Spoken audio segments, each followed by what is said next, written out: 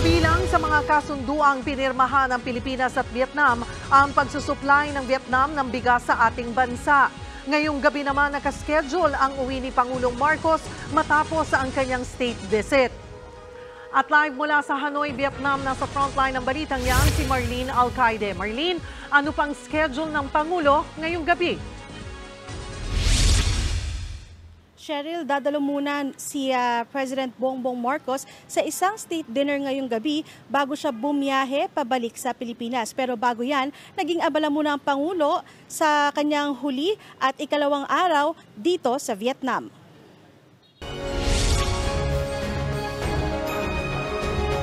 Mismo si Vietnam President Vo Van Thuong ang sumalubong kay President Bongbong Marcos sa Presidential Palace ng Vietnam kaninang umaga. Dumiretso ang dalawang leader para sa isang bilateral meeting. Pagkatapos, nagpalitan sila ng mga pinirmahang kasunduan. Kasama dyan ang Memorandum of Understanding at Incident and Management in the South China Sea. Parehong may claim sa South China Sea ang Vietnam at Pilipinas. Layon niyan na iwasan o pakasiwaan ng maayos ang mga insidente sa South China Sea. May hiwalay ring MOU para sa maritime cooperation o pagtutulungan sa pagitan ng Vietnam Coast Guard at Philippine Coast Guard.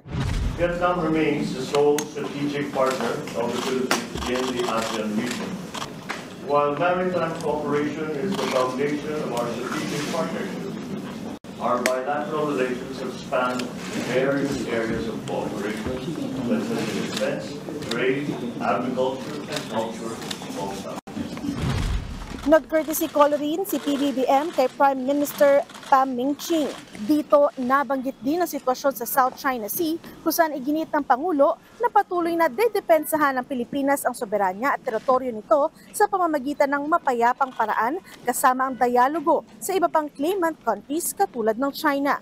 Sa usapin naman ng bigas, naisapinal na ang MOU sa Rice Trade Cooperation kung saan magsusupply ng bigas sa Pilipinas ang Vietnam sa loob na 5 taon. Hanggang 2 milyong metric tons ng bigas kada taon ang isusupply ng pribadong sektor ng Vietnam sa competitive at abot-kayang presyo. May Memorandum of Understanding din kaugnay naman sa Agriculture Cooperation na magpapaigting sa kooperasyon ng Vietnam at Pilipinas pagdating sa agrikultura at rural development.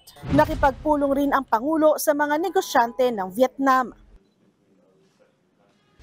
Cheryl, naging maiksima ng state visit ng Pangulo dito sa Vietnam. Naging productive naman daw ito kaya't asahan pa daw ang iba pang kooperasyon o magiging kooperasyon sa pagitan ng Vietnam at Pilipinas. Alas 11 naman ng gabi oras dito sa Vietnam o alas 12 ng hating gabi dyan sa Pilipinas ang flight ng Pangulo pabalik dyan sa Pilipinas.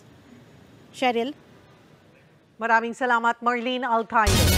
Mga kapatid, Lucy Cruz Valdez po, maging maalam at may pakialam sa mga napapanahong balita sa bansa. Tumutok at mag-subscribe sa News 5 social media pages.